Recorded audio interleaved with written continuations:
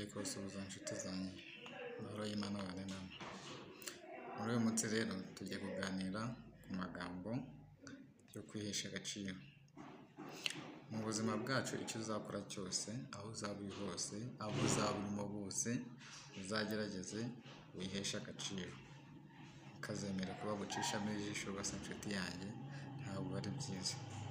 Ntukazemere ko umuntu agufata uko ashaka, ngo yuko byibura n'iyo waba urya iwe, iyo yaba akugaburira, ntukazemere ko agufata uko ashaka.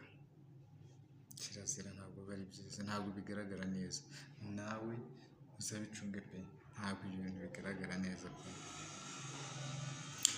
Muri aka kanya tugiye kuganira ku magambo avuga gutya. Muranyihagarara ku rusaku muri kumva, ahantu ndi ntabwo hatuje cyane, ariko ni ngombwa ko aka kavidewo nkabaha. Mu buzima bwawe, twaba turi kumwe, waba uri kumwe n'undi, aho waba uri hose, uzagendere kuri aya magambo. Nshobora guca bugufi imbere yawe uyu munsi kuko nzi akamaro k'ubucuti dufitanye, ariko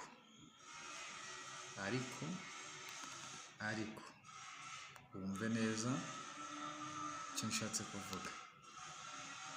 Nshobora guca bugufi imbere yawe uyu munsi kuko nzi akamaro k'ubucuti dufitanye, ariko sinteze gutuma ubinsuzugurira kuko nzi akamaro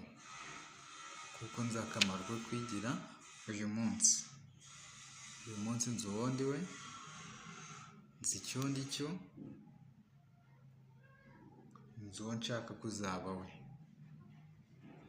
Dushobora kuba turi inshuti, tugendana, tuvugana, tuganira, dusangira ku bwawe, cyangwa se n'ibyo dusangira ari wowe ubyishyura, ariko ntibikazatuma unsuzugura nshuti. Kirazira. Kuba undeba gutya mukomeze, ntukazansuzugure, kuko sinzatuma unsuzugura, kuko nzi akamaro ko kwigira uyu munsi.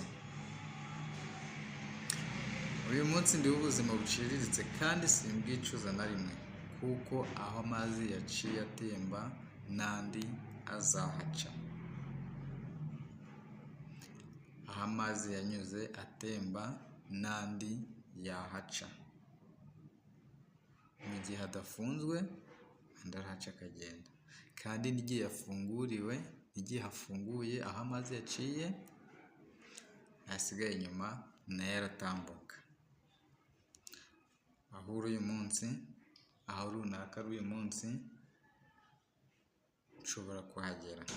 Mfite amahirwe menshi y'uko nshobora gukora aho hantu nkahagera.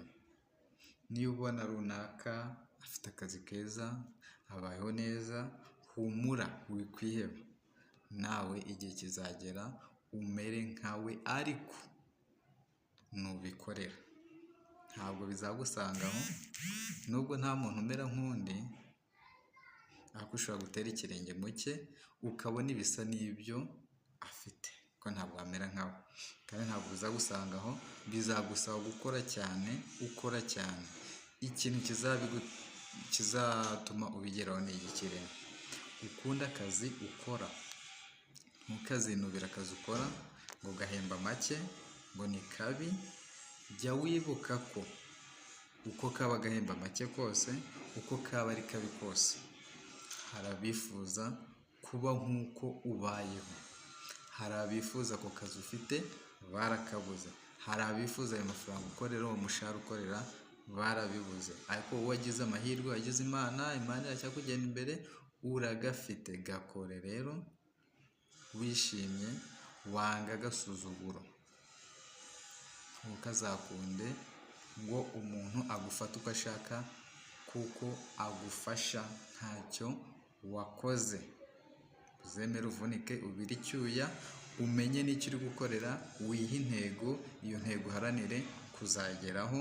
Nta kabuza uzagera ku cyo ushaka nshuti. Ariko ntukazemere ko umuntu agusuzugura uko yishakiye, ngo yuko aguha iby'ubuntu. Ako kantu nizere ko wakumvise neza. Iyo umuntu aguhaye ikintu cy'ubuntu, 1, 2, 3, 4, bikaba akamenyero, igihe kiragera akagusuzugura, akabona ko atariho ntacyo wakwigezaho,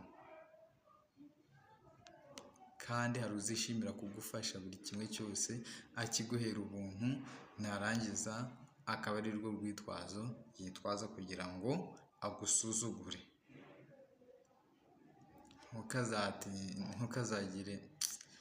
Ntukazabitindeho mu gihe ubonye umuntu muri mu rungano rumwe, umuntu ugusumba, umuntu usumba, kuko agufasha akakubwira ati enda sha fata izi nkweto zimanagure vuba vuba, gira vuba.